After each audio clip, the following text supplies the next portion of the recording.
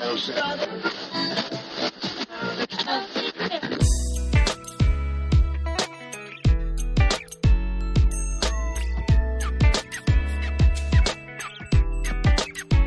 everybody, and welcome to the Pre-Accident Podcast. I'm your host, Todd Conklin. This is a very special episode. So I'm old, but when I was growing up, there was a show on television. I never watched it, but it was called Punky Brewster. No clue what it was about. But I remember they promoted. Back in the old days, there were only a couple channels you could get, and they promoted it by talking about a very special Punky Brewster. This is a very special Pre-Accident Podcast because this is a good get in the podcasting business. I got David Woods, and I'm so excited to talk about it with you. Now, David Woods is from The Ohio State University. He's actually in the resilience engineering side of the house. His bio and background reads like a who's who among rock stars. I mean, David Woods was in this process, the New View process, before many of us were walking the earth and many of us were even in school. He has carried a ton of water for us. And getting the chance to talk to him is amazing. But this is a very special episode. That's why all the crap about Punky Brewster. This is a two-parter, a part one and a part two. And so part one, that's this episode. I've asked David to kind of think about the history of the New View. And he's going to start from what he calls the Clam Bake Conference. And I think there's a lesson for all of us. Every conference we go to should be themed by a really good meal. So you could have the steak conference, the tuna salad conference. I know Edgar Schein and I used to go to a conference where both of us talked about the egg salad conference.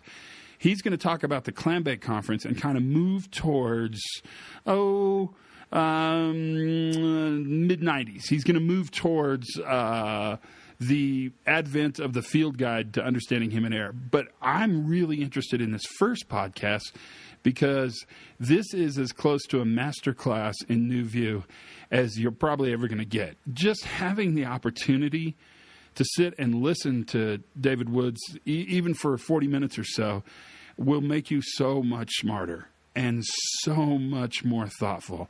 And he will change the way you think about the world in which you live. That is a lot of promises to make before you hear the podcast, but I kind of think I can make it and get away with it because it's that good of a podcast. It really is that good. Part two will be a scholar sort of thinking about the future, and you'll hear that next week, same time, same place, no big deal. You'll have to live through it. But I want you to really enjoy this. In fact, I want to encourage you to do two things. One is be prepared to listen again. I've heard it 3 or 4 times by now, and I will tell you that his thoughts around brittle systems, brittle machines, and how machines and people interface are really important thoughts, and we haven't talked about them very much. I can tell you why. We've fixated on error at the cost of looking at resilience, and he's going to build a case for that, why I think that's an important thing to think about. Let me shut up now. That's plenty of time for me. Everything's going great. Bringing this kind of podcast to you kind of makes it all worthwhile. Tell your friends and get people to listen to this one. It's that good. Without any further ado, sit back and listen carefully. This is David Woods on the Pre-Accident Podcast. Enjoy. Bon appetit.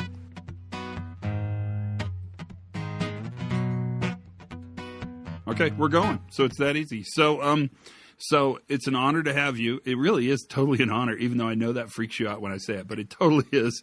It's completely cool to have you. In many ways, at least in North America, everything that we've touched, whether you're in software DevOps or whether you're in a pilot or a medical person or a safety person, David Woods is the man. And the 94 book, Beyond Human Error, the one with the curtain on the front, right? Well, that was the second edition, right? What did the first edition look like? Had nothing interesting on the front. so I guess I've only ever held the second edition in my hand. What led you guys? What started the whole notion of changing the question? Because to me, that's what's so interesting about the work you've done your whole life. Well, in some ways, to explain the origins of the Behind Human Error that originally come out in 94, is actually to go back over a decade earlier. And this whole process really started with a guy named John Senders in 1980. And we talk about it as the clam bake conference because it was held in Maine and they had a clam bake. Some of the people starting to look at these system and human performance issues and how things can go badly and what are ways that we prevent things from going badly, or which kinds of people and organizations keep things from going badly, really was a landmark event. So Don Norman was there and Jim Reason was there. And of course, they were just about to publish their work on slips of action in the early 80s. Based on that 1980 meeting and some other trends going on, in 1983, there was a meeting in Bellagio, Italy. And this is where everybody came together, and where I was there, Eric Hollnagel was there, Rasmussen was there, all of the main players we've heard about over the years. And it was early in this interplay of how should we approach questions of error, and how should we turn it? Should we focus on explaining error, counting errors, or should we move in a different direction? And years later, Eric Hollnagel and I looked back at our position papers and some of the other ones there, and we kind of noticed that there was more continuity than we had remembered when we look back 20 years later. And even at that early stage in 83, we were focused on adaptation. How did people adjust to changing information? How did they adjust to changing situations? How did they adapt? How did they create safety, as the phrase we would use later? Rather than saying people have to follow procedures and policies and the organization should focus on compliance, rather, we were already starting to see that the role was, wait a minute, it's how they adapt, because the world is imperfect, our plans are imperfect, and the world continually changes on us. And we saw that early on. Now, the reason I was invited to the 83 meeting as a young guy was because I had data. And the data I had was from studies of emergencies. How did people handle emergencies? And those were nuclear control room, nuclear power plant emergencies. And we had real cases we were looking at retrospectively and interviewing the people involved. And we were creating or staging different kinds of accidents in the training simulator. And so we could get repeated observations of how different teams handled these problems. And we also could design the problems. And so we designed problems that emerged from a combination of events and interactions, much like 3 Mile Island developed and evolved, rather than one big thing going wrong quickly. And in this, we found, it's all started with really an initial data, an initial finding, which was that people didn't just get their situation assessment or diagnosis wrong some of the time. Rather, what we found was that the events actually usually started with people having a plausible or appropriate initial situation assessment. That meant it was consistent with the partial information available at that early stage of the evolving event. So they started assessing the situation correctly, even though the knowledge and information available at that point was limited. So later on, we might realize that they didn't quite have it right. But initially, they started out okay, given what was available. What happened was that as the incident evolved, new events occurred, new faults came in, new disturbances arose, new evidence came in, uncertainty changed. Sometimes it increased, sometimes it decreased. In other words, the situation kept changing. So the misassessments, the problems arose when the practitioners failed to revise. They failed to revise their situation assessment and plans given the data and information now available. And that failure to revise became, I think, a fundamental finding that has echoed forward and been replicated over and over again. That's really the issue, is can you adjust? Can you change? Can you revise? What is that? It's an early example of adaptation. It's not, do you get the diagnosis right the first time? Assume the initial diagnosis isn't going to be complete and isn't going to hold up over time, because often it doesn't. And the question is, can you adjust? Can you change? Can you utilize the new information, or do you get stuck? So that was a great early example of how the adaptive orientation and the way that you say, how do people create safety? How do you assess what make things difficult for them? And how do you help them handle those difficulties? In our case, how do you help them revise a situation assessment as new information comes in? And this was pretty new. This was a new approach for the Academy. I mean, you guys, this was a novel approach, right? I mean, this didn't exist before that? Not only didn't it exist, it was contradictory to the other trend going on. In artificial intelligence, people were, for example, in medicine, were trying to design computer systems that would do diagnosis. And what were those? Those were classification systems. So they took the available data, classified the case as being this or that problem, and that was it. Once we know what problem it is, then there's a set of actions you take to handle that particular categorization or classification. In fact, AI actually called it heuristic classification. Couldn't guarantee it was the right answer, but the computer could come up with a pretty good one. And it ignored revision. It completely ignored it.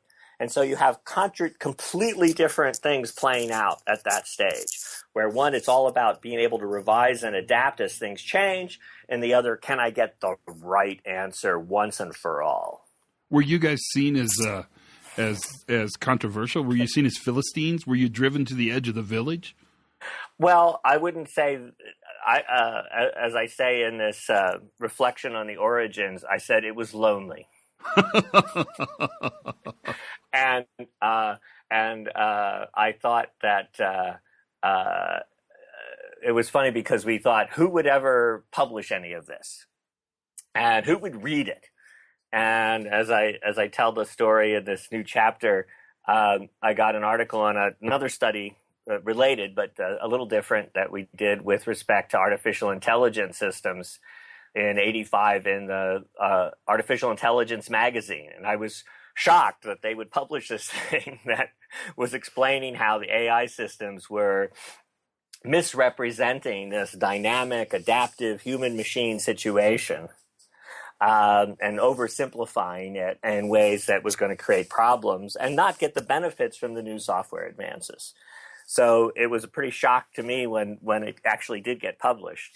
But it was quickly ignored. Remember, so here's another thing about the early days. We have it today again too. And I always tell the story is we get people who want to talk about the ways that people mess things up. And I go to them, great. Okay, you want to talk about stories of people doing funny but bad things? Fine, I'll match you story for story on brittle machines.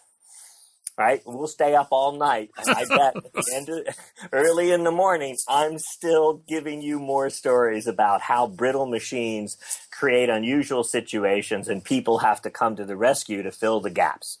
And the answer isn't that the brittle machine view is right or the fallible human is right. The issue is, wait a minute, guys. All systems, all machines, people, anything we put together has finite resources, right? It's a limited and changing universe. Stop thinking about perfecting one component or replacing one component with a more perfect component. It's not about components. Right? And in some sense, this is building on the traditions of reliability engineering, though in a new way. But consistent with its foundations is that we don't get reliable, effective, resilient systems from making perfect components. Rather, we put imperfect components together in a configuration that allows us to get an emergent property that's better at a systems level than any of the components or a simple aggregation of components. And so that's where the evolution has always been, is how do we get a better assessment of how do we put these components together? What are their relationships? What are the emergent properties? And that leads us back to, again, how do people create and sometimes fail to create safety? And so you guys went on this journey. Did it separate? Did you guys all go in different directions? Did you stay a collective? As Thomas Kuhn would say, were you an invisible college of this kind of new view? Well, my label for it then wasn't a college. It was the circus. So Thomas Kuhn's invisible circus? Well, we were visible. People asked us to come all around. When there was a new disaster, the different circus acts would come together and show up. There was mine, hyper fast talking, loud, look at all this stuff. And there was Jim Reason's humorous Englishman, Eric Hallnagel's sophisticated Dane. Everybody had their act, so to speak, their style and their approach and their emphasis.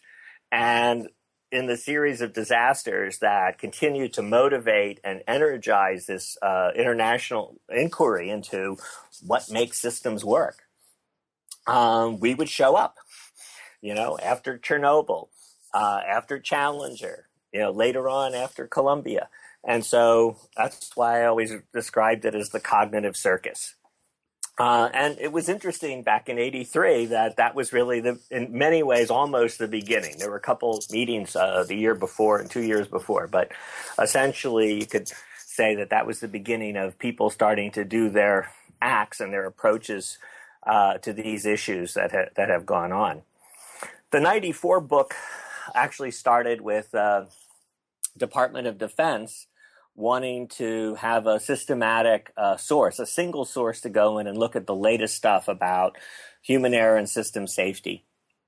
And the key idea for commissioning it was to focus on how new technology could either help meet these demands and help people be successful in creating safety, or how the new technology could undermine people in how they were filling these gaps and adapting to make things work, especially when disturbances and problems arose. And so the question was, how do you use technology effectively versus how do you create more problems with technology? And a lot of this came about from the studies with AI and expert systems, other kinds of AI systems, things we were doing with NASA, cockpit automation, and different studies we were doing. Mode awareness was a new thing we had just found in the cockpits as a problem, a new variation on mode error, which is a human-machine interaction problem. It's neither in the machine nor the person, it's in both and how they interact together. And so it becomes something you have to focus on in design. And by the way, we still have mode problems today, even though it's the oldest and most well understood example of how to design human-machine interaction, either to create problems or to forestall problems, predictable problems.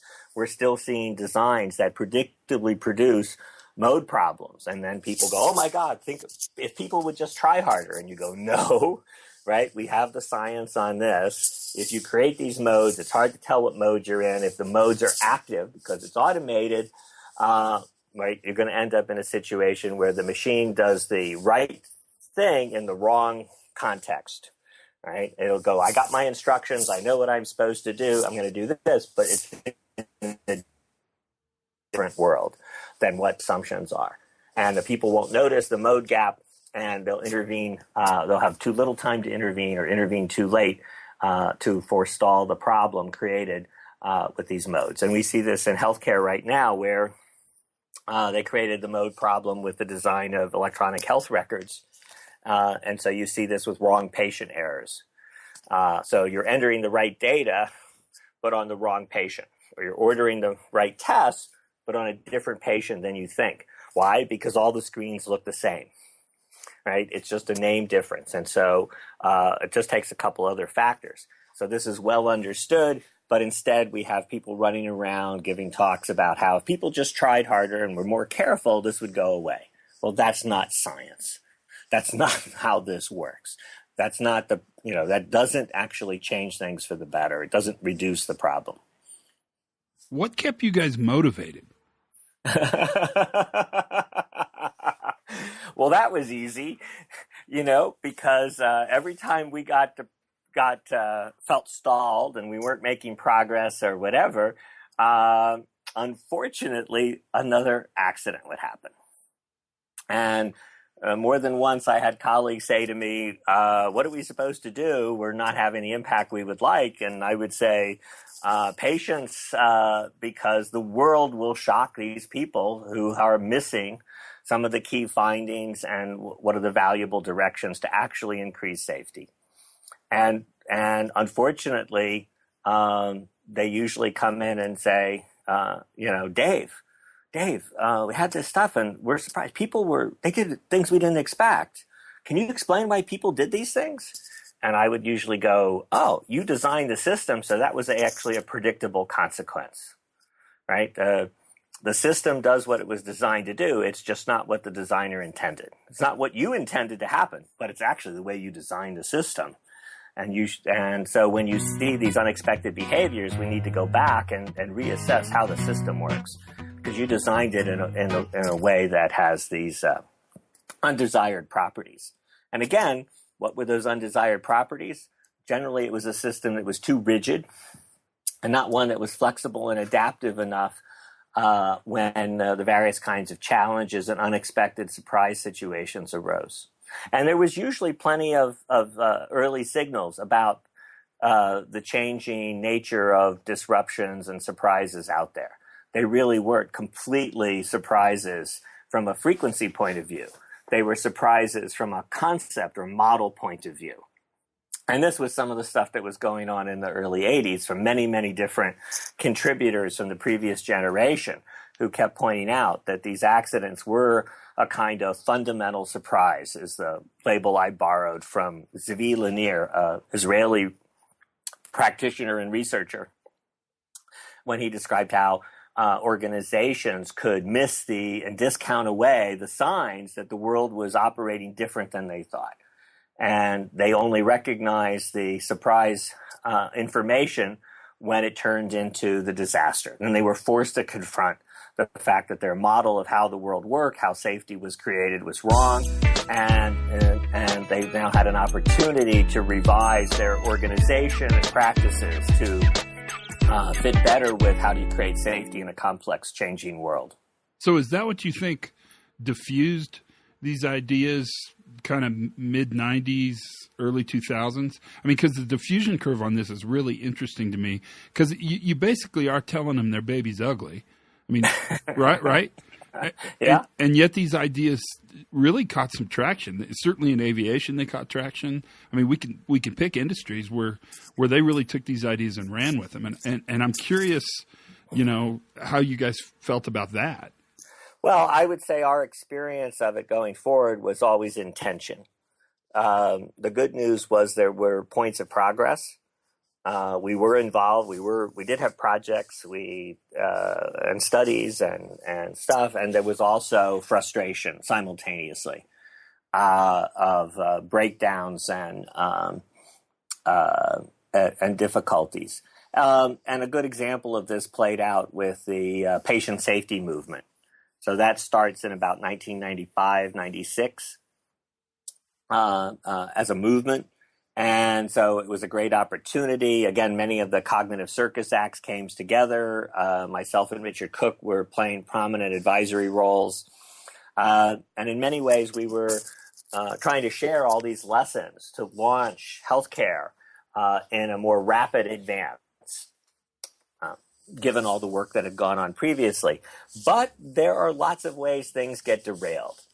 And sometimes the safety findings are turned not to improve things for the public, or in our case, in the healthcare case, patients. Sometimes it's turned around in a way to make things safe for the organization, so that if something goes wrong, they can deflect the consequences onto other parties or other individuals, so that they can discount the information and turn the fundamental surprise into a fine-tuning. Oh, we had a good system. It's just this component was off, or just this little piece was off, and we can just tune this up, and then everything's okay. So that inability to recognize the fundamental surprise, and that natural tendency to turn a fundamental surprise into an exercise in fine-tuning the previous system, is a natural ongoing tendency. And it was one of the things that I focused on a lot in the 94 book. But there's another big thing that we need to talk about what made the 94 book. I mean, we've hit a couple of them, about technology effects, about creating safety. But one of the big things that happened in the 94 book is that's the first time we came out and said, look, what's human error isn't about performance. It's not about people or the system. It's about our judgments after the fact as stakeholders. It's a judgment in hindsight about causality. So when we use the word error, we're not describing something, an understanding or a model of how people do work well, or sometimes not so well. Rather, we're describing our reaction to risks, and that occasionally those risks become real in failures and tragedies. And our response to those is what is the label error is about. And that characterization of error as our attribution of causality and the biases in attribution of causality and the oversimplifications of attributes of causality is what was dominating the discussion and blocking the science and blocking the progress practically. And so that was the first place. Even though hindsight bias predates that book by 20 years, no one had really taken hindsight bias and used it as a way to help understand and explain why we were rationalizing away the signals that we needed to change how the system worked. And instead, we were focusing on a component. This component, it's human error. That's why things went wrong. Now, we'll just do remedial training, or we fired that person, or we told everyone to be more careful the next time. We're okay now, instead of doing a real assessment and revision to the system following the event. So that was the major point where that came into play. And we spent a lot of time in the 90s pushing that so that people in the healthcare world, as an example, understood how hindsight bias could undermine your ability to learn and improve on system safety. What's amazing about that, and it is amazing, is that was a huge turning point intellectually into the creating a new problem set. What was it that took you guys that next step around beyond hindsight bias? So you look at error as it's attributed retrospectively. What made you interested in that? Well, so it really starts from the fundamentals. So what's the initial finding? Right? We use the Swiss cheese cartoon, and I emphasize the word cartoon. I also call it a cartoon. I'm with you. It's not a model. It's a way to help people learn a general finding. And the general finding is very simple, and we were all articulating it in the late 80s, Reason most famously. Right?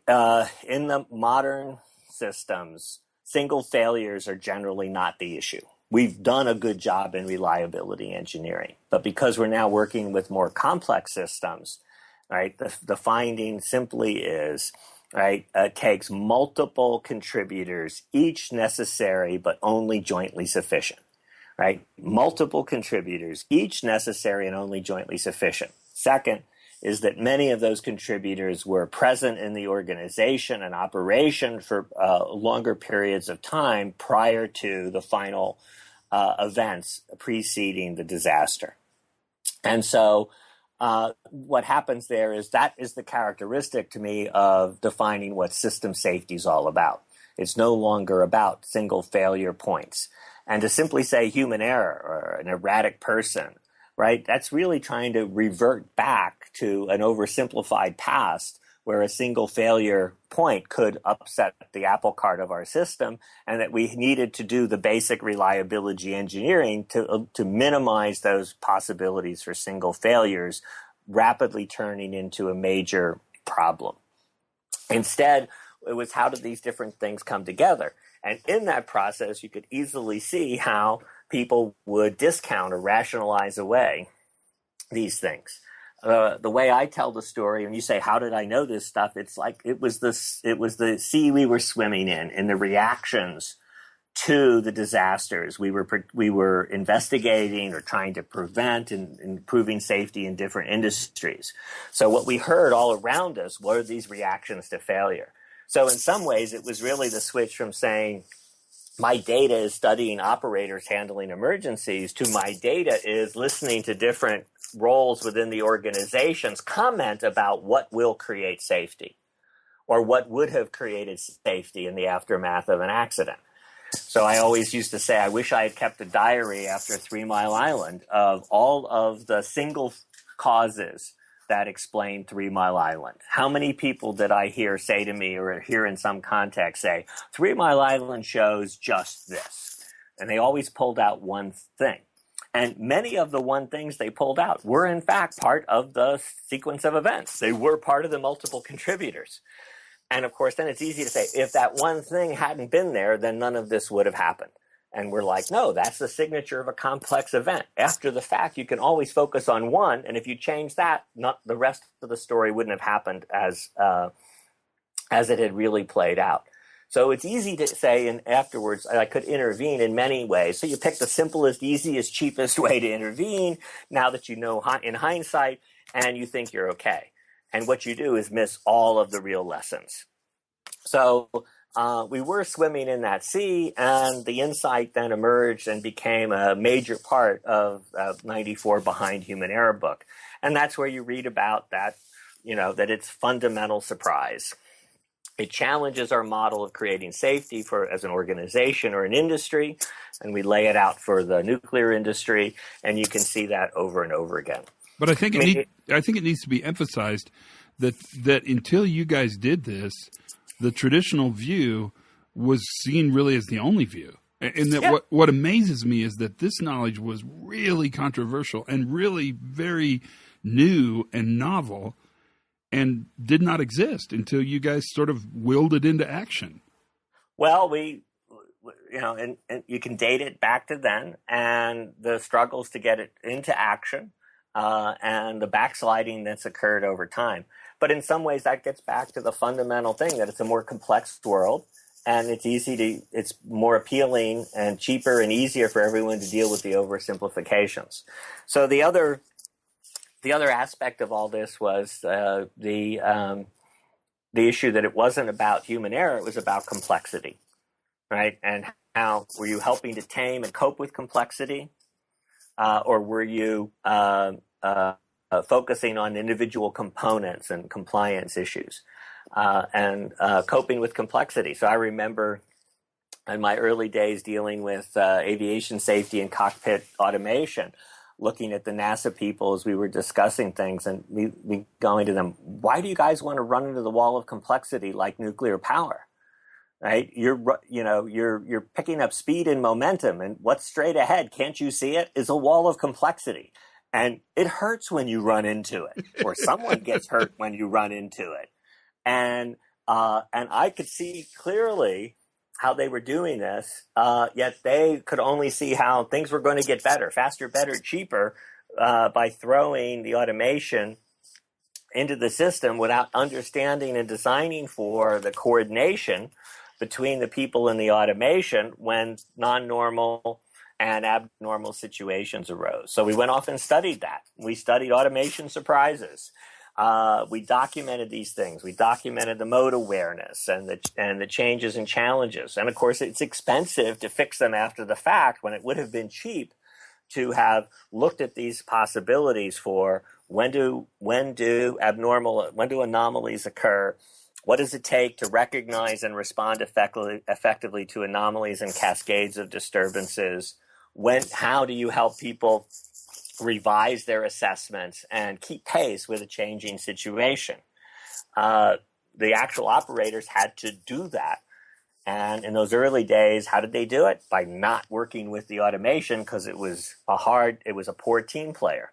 So that's why in 91, we started using the phrase, how to make automated and intelligent systems team players. They weren't good team players. And we were studying this in the cockpit. We were studying this in mission control. We were studying this in operating rooms. And how do you get team play and coordination was the critical thing. It also led us to study mission control, because we saw mission control as a success story. Because I would get the things, Dave, you always talk about things going badly and not handled well by the organization, and challenges the operators usually meet but couldn't meet under these circumstances. What about success? So we started studying mission control as an example of a success story, where people were coordinating their knowledge and information, anomalies were a regular occurrence, and how did they actually figure out and plan and revise and replan effectively to handle the different anomalies that occurred in space shuttle operations? Wow. So what happens then? I mean, now we're in, what is it, 2016? I don't even know. Where are we heading next? Where do you see this all going? Well,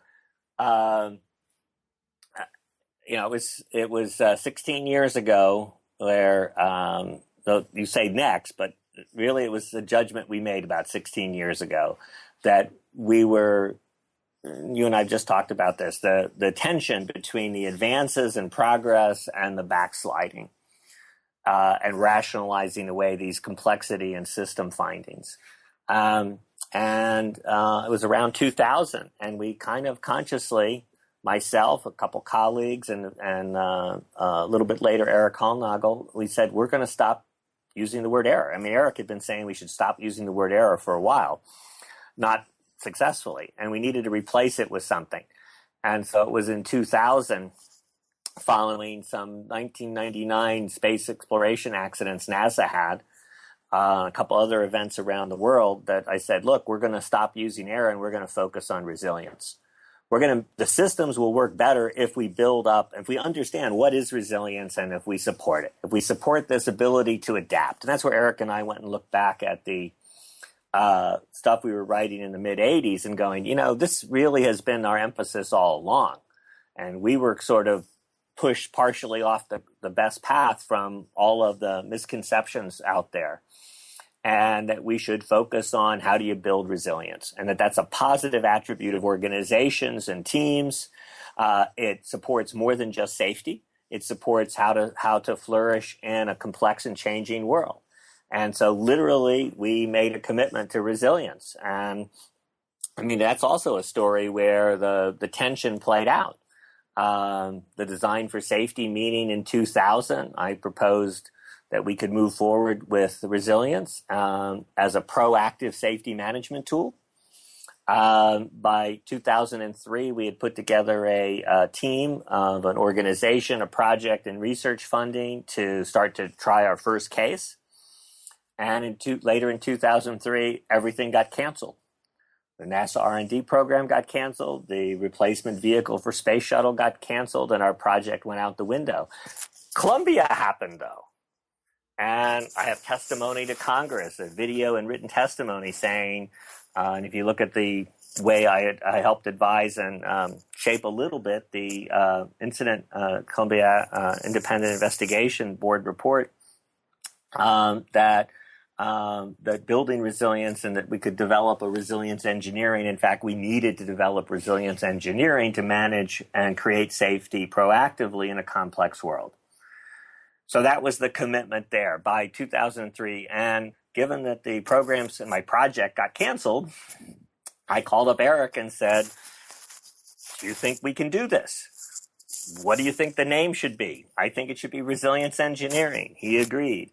How do we get this going? And given his position at the time, he had a little bit, could scrape together a little bit of funding to offset the cost of bringing people together, like in the 1983 meeting.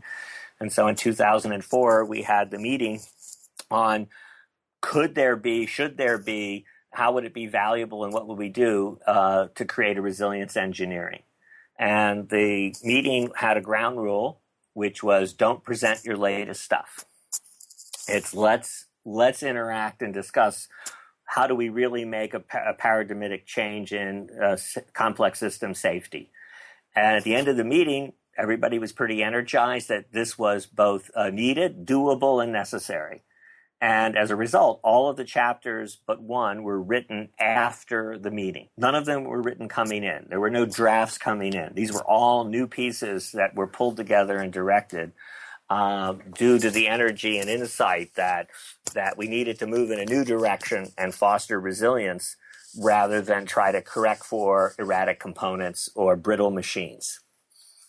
And so we've been in that struggle since of how do you create, what's the different senses of resilience? How do you create that? How do you sustain that? Why does it get eaten away inadvertently? How does that lead to increased risks and accidents in some cases?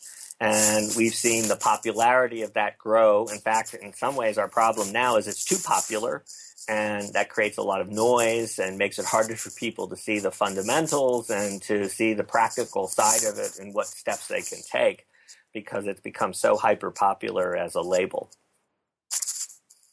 Amazing. Thanks for your time. Well, Todd, it's always fun to talk about things, and I appreciate that you are doing the podcast series and helping to communicate and get the ideas and the new work and the continuing work that's going on. Because in the end, that's the fundamental value. The fundamental value in safety is, I think we started saying after the 94 book came out, as we interacted with people and tried to promulgate the findings and concepts there. And that is our fundamental value in proactive safety is to create foresight about the changing shape of risks before anyone is harmed. Well, if no one's ever said it to you before, let me say this. Thank you. Well, I appreciate, Todd, that sentiment, and I appreciate all the work you're doing to continue to build the outreach and produce the change, because in the end, it's all about the practical change in different organizations and different industries that we're all about.